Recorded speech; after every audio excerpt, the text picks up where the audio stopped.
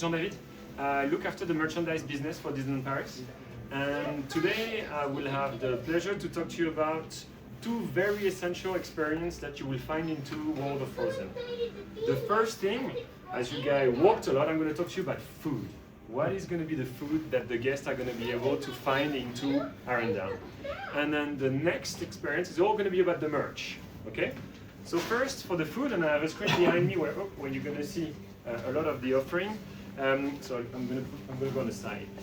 So for the food, really the idea, and this is the same for the merchandise, there's been a lot of work done to try to think about what would we eat if we were in Arendelle, all right? Because the whole point of this land is a total immersion into the rides, immersion into the atmosphere, immersion into the merchandise, and immersion into the food experience.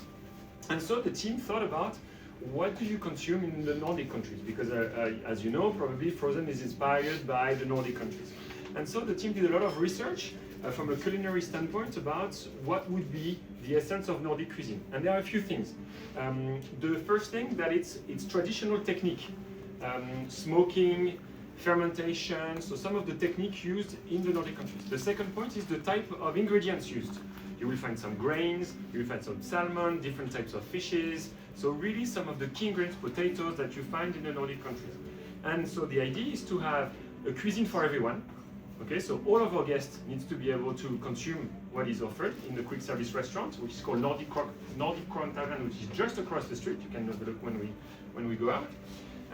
So cuisine for everybody, cuisine that is as inclusive as possible, and I'll talk to you about what does that mean after. And also a cuisine that is like almost if it was family made. Okay? One of the big novelty for Disneyland Paris is the fact that for the first time ever, you'll be able to personalize your dish. How does that work? Is first you'll choose your base, whether it is quinoa or mash. Okay? Then you add some vegetables that are common to all of the dishes, and then you can choose your protein. In protein, you have a choice of meatballs, fish, or vegan balls. Okay?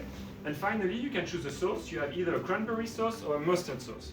So every guest, depending on what their preference, whether they're vegan or not, they can choose to have a dish that is completely tailored to their needs. Okay? The other point that is really important for us, I was talking about inclusivity, is the fact that everyone, we work a lot on making sure everybody can consume. So we look a lot into allergies, we look a lot into so lactose, so nothing is cooked in butter or milk, so that it's much more available for lactose intolerant guests. Here you have an overview of what the menus will look like. Obviously, so you have the main dishes. What is important is the kids will eat the same things as the adults. Okay, so they can decide on their own dish. It will be smaller portion, but it's the same principle. The idea is the family eats together and they eat the same thing.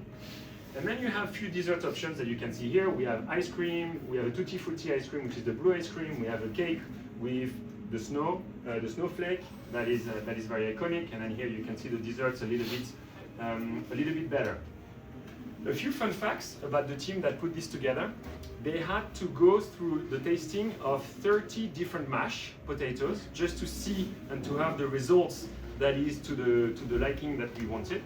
And also the team completely relooked at the movies to see what is being eaten and consumed in the movie and to try to inspire the menus. So basically what is being consumed in the movies is some of the ingredients that you see here.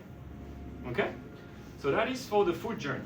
Now that you are not hungry anymore, what about some shopping?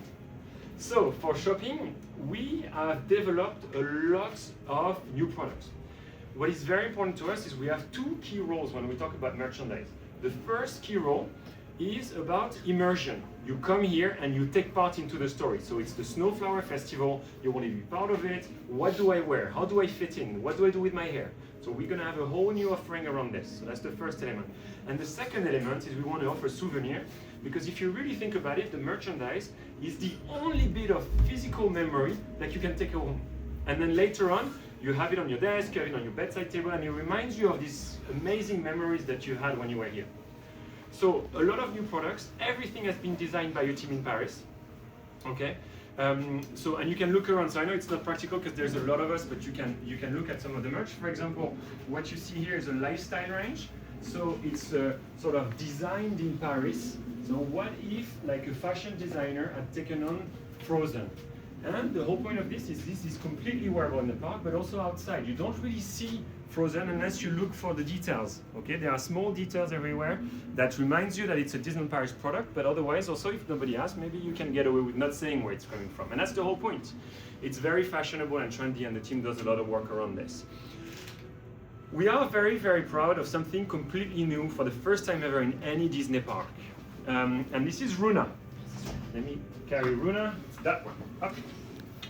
Okay. So I'm proud to present to you Runa.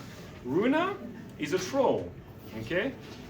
So he's part of the Frozen story. And for the first time, we're gonna have an interactive merchandise item. What does that mean?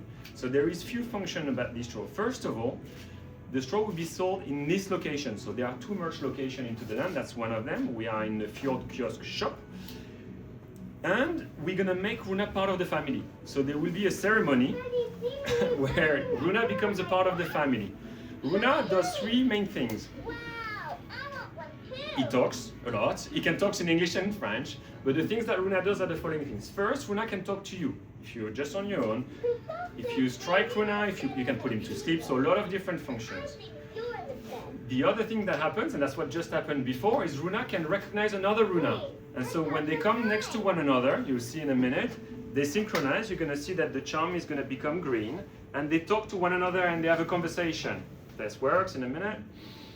Okay, we're gonna let them decide if they want to connect. And then the last thing that is even more important for us is Runa. There you go. So, Hi friends, do you like the Snowflower Festival? I love it. I wish every day was today. okay, so they have conversation. And then the last part is Runa is going to have the same experience as you in the land. So as you go into the different parts of the land, Runa is going to share her emotions. So for example, when you walk into the ride, Runa is going to start to vibrate and say, "Oh, I'm so excited about the experience we're about to have together." And so in various points of the land, and I'm not going to tell you all about it, you'll have to come back and discover, but there is point of interaction and connection with the land, with the experience you're living. This is the first time ever this has been done. So that's for the merch part. I think I've covered everything. Do you have any questions? Actually, no, 2 more things. We will do for the first time also hair, as if you were in the Nordic, so we used to do makeup, but in this kiosk we will do also hair of the guest with the fashion style. You can see it here after. No, I cannot move it. It's going to be a disaster, so I'm not going to move it. Whoop. But you can look at the photo. It's an inspiration. So a lot of things that you can add into the. Merci. You can see some of the elements. It's the first time we do this.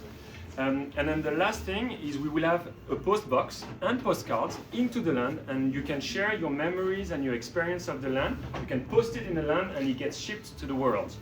So it's directly your emotions of being in a Snowflower Festival, you can share it with the world. Voila, I think I've covered everything. Do you have any questions? Not even one? Yes? Do you have like a signature drink or something that, like butterbeer or the green milk or whatever that you're planning for this land? So in terms of drinks, I don't think so in a quick service restaurant. You will see later when you go to the restaurant called Regal View that they have developed a whole range of signature drinks over there, the restaurant that is around the lake. But for the quick service restaurant, no. Gotcha. So it's signature dessert and signature dish. Yeah. Yeah. Is there like a special opening collection? Yes. So there will be a pre-opening, an opening day, and a collection. So we have products for all the different phases of the opening. So yes, and some of it will be very limited edition, obviously, for biggest fans. Some of it will be more open to buy. So depending on the different phases, we will have some things to tease, some things to be on the day to celebrate the guests that will be there on the day, and then some ongoing products. It's over 150 products, new products, and they will be very exclusive to this land. So you'll only find them. The troll, for example, will only be here. And then you'll see when you walk out, the store, which is called Arendelle Boutique, will have the rest of the range. Okay? And one thing I didn't mention, you will notice that a lot of the products look like they've been crafted.